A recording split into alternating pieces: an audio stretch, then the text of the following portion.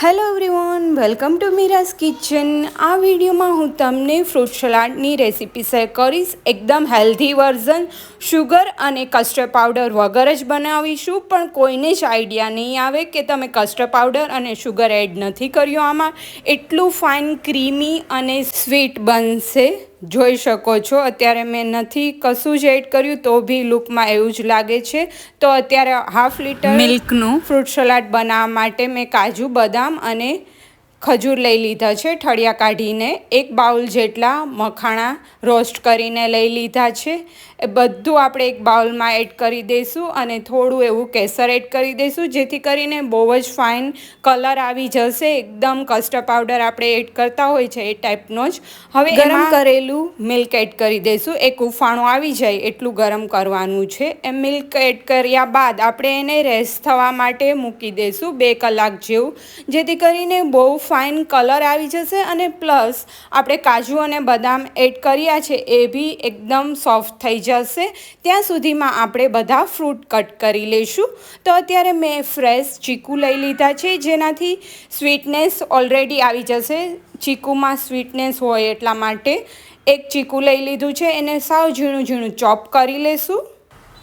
જો તમે ડાયટ કરતા હોય તો બી આવી રીતના તમે આ ફ્રૂટ સલાડ લઈ શકશો. અને પ્લસ અત્યારે રામનવમી આવી રહી છે તો ઘણા લોકો ફાસ્ટ કરતા હોય તો આવી રીતના ખાલી એક બાઉલ તમે ફ્રૂટ સલાડ પી લેશો તો બી તમને બહુ જ ઝાઝી એનર્જી મળી જશે.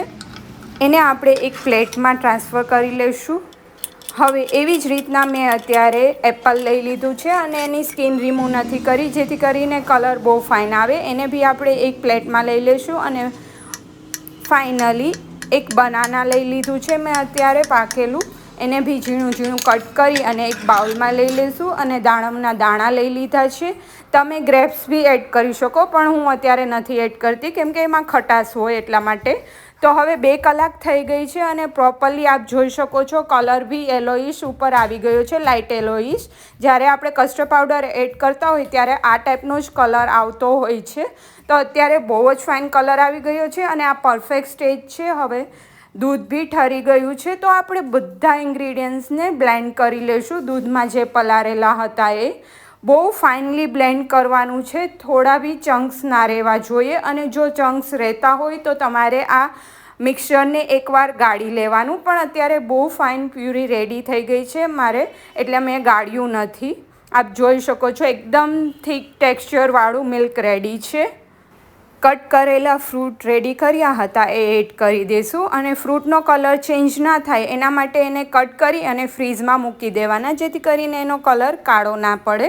તો બધા ફ્રૂટ્સ આપણે એડ કરી દઈશું. પ્રોપરલી એકવાર મિક્સઅપ કરી અને ફ્રીઝમાં સેટ થવા માટે 1 થી 1.5 કલાક માટે રહેવા દઈશું, જેથી કરીને બહુ ફાઇન સેટ થઈ જાય.